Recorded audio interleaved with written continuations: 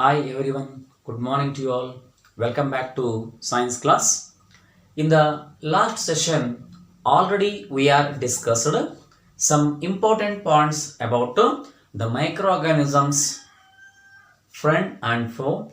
Especially in the last class, I explained about mainly the microorganisms are very beneficial, means very helpful in our day-to-day life. Today we are going to study the one more new concept about microorganisms, that is the making of curd and bread.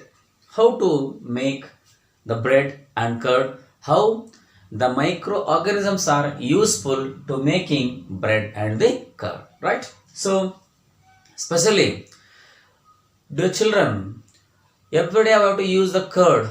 Do you know how do we get curd? The curd we get by the milk. Then how? So there is a very main role of microorganisms, that is especially a bacteria called lactobacillus. What is that? Lactobacillus means in the milk there is a microorganism called bacteria. Is a type of bacteria called as lactobacillus. So this lactobacillus convert milk into curd.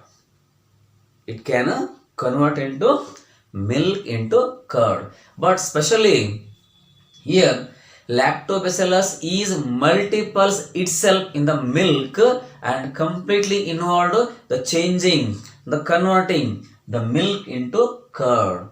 That's why the lactobacillus play an very important role to conversion of milk into curd. And bacteria is also involved. It is not only to convert the milk into curd, it is also involved in making or in converting of cheese, pickles and many other food items. Other than this, many other food items also changing, converting by using a bacteria, right?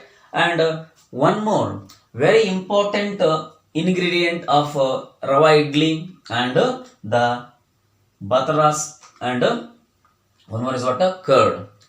Main ingredient means important ingredient of rava idli and also the bataras and also is a curd. So curd is the main ingredient for idli. Every day we have to use the idli and bataras, So only mainly those all is prepared by the or the using of the curd. So curd also play an important role because of in curd already lactobacillus is present. So next, bacteria and yeast. Here yeast means what? It is also a single celled fungus. Yeast means what? It is a single celled fungus, right? So the bacteria and yeast are also helpful for the mainly what? The fermentation of rice idli and dosa batter. So the microorganisms like the bacteria and yeast, these are very important to make the what?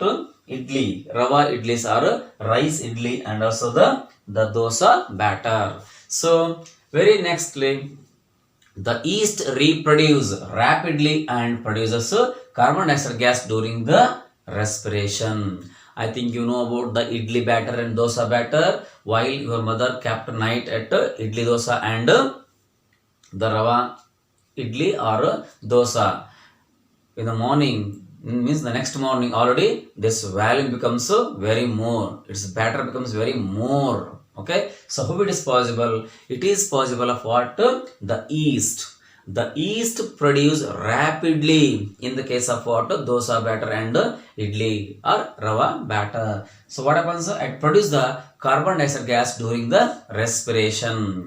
During respiration the yeast is produced rapidly by itself, reproduce itself and produce the carbon dioxide gas. And also the bubbles of the carbon dioxide gas fill the duff and increase its volume. Just now I said in the night, your mummy will keep the dosa batter or the idli batter. Very next morning, what happens?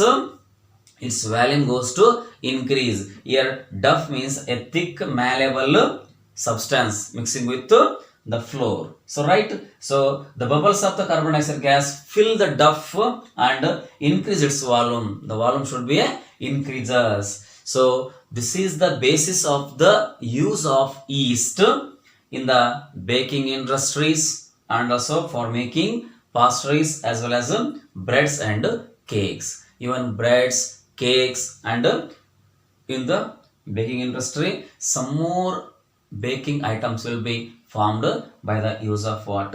Yeast. So in this way, the microorganisms are very useful to make the curd and bread and also some other products.